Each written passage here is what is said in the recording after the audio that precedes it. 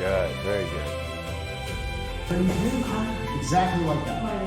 I'm not getting my shoulder down and I'm not pushing my butt back. Exactly.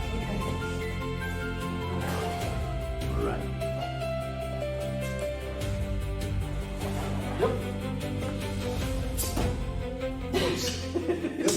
I am going to do rapid fire. I want one life lesson that you've learned through the martial arts. Biggest thing, controlling your adrenaline. A lot of people don't even know when their adrenaline's kicking in. And I went through a period when I got back into jiu-jitsu, I figured, oh, that's adrenaline. That's what happens to your body. That's controlling your nervous system. All these guys, they know how to control that stuff. And eventually you'll come in here and you'll realize you're just getting adrenaline. These things are fight or flight because they're programmed in us. It's like very primal, where our nervous system fires. Somebody cuts you off in traffic, it might raise hairs on the back of your neck. You come in here and you do that stuff, you learn to control that stuff. You learn to breathe through it. You learn to not filter everything through your ego, which is another big thing. There's a lot of people that have like insecurity and egos, and if you can't filter life without that, then it's going to be a very hard thing. But for me, what it built was, hey, I'm a corporate guy too, so I work with robotics. I've worked with a lot of like information systems and technology. I'll have 60 to 100 people on a call as I'm diagnosing a robot that needs to come up or a server that needs to come up, and I'll tell you, panicking doesn't help.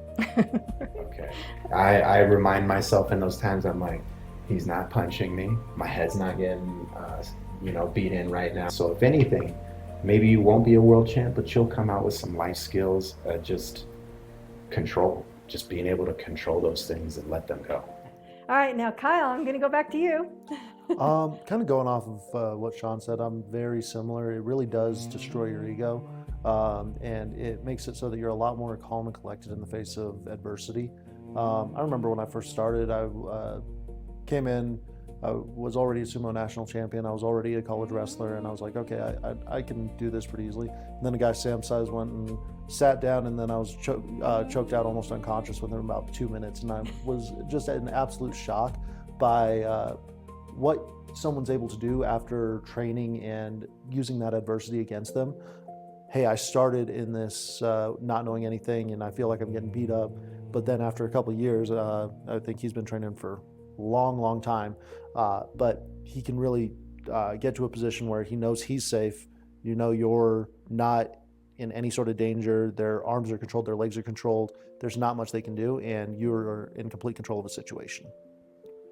I worked a lot of security jobs. I'm not worried in any situations. I'm very well aware what my adrenaline is, when I'm spiking, what's going to lead to a dangerous situation, and how people react when they're A, untrained, or B, trained. You can really tell a lot of stuff after years of doing this, and having no ego after a little while of this, you really learn, hey, you need to take everything seriously and not treat it like a joke just because you think that the guy's not trained or whatever, because everyone has a chance in a self-defense situation.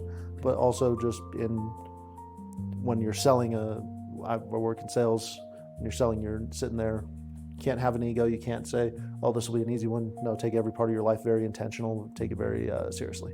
And Coach Sam, what's one life lesson you learned? The obstacle is the way. I think there's so much comfort these days.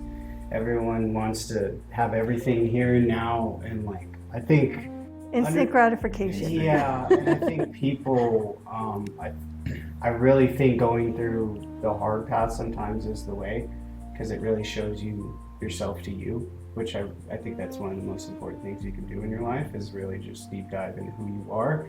And do you shy away from hard things? Do you go through hard things? Do you willingly take on hard things?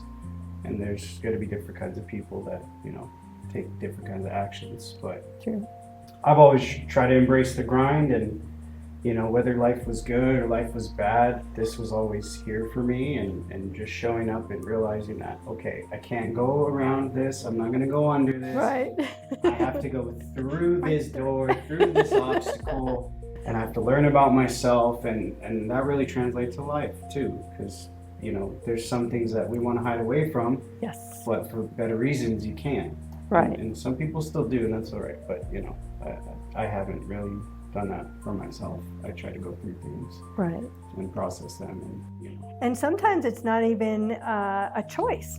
Yep. Hard things happen and you have to go through them. So Yes. when you actually are doing this in martial arts and you know you can, then you're stronger when those actually come up. Yeah, yeah, and there's that wall in us, like when we're hitting pads and we're tired, we can't breathe, and you start to hit that wall. It's like, how often in your life have you come to that wall and given up or gone through it? Yep. And that's really important for life. Building that mental fortitude of like, this is hard, but I'm not going to give up. I'm going to keep going. I know I have more. Right. And you need that for life too, Yes. you know, because eventually life comes for all of us in certain ways. So Yep.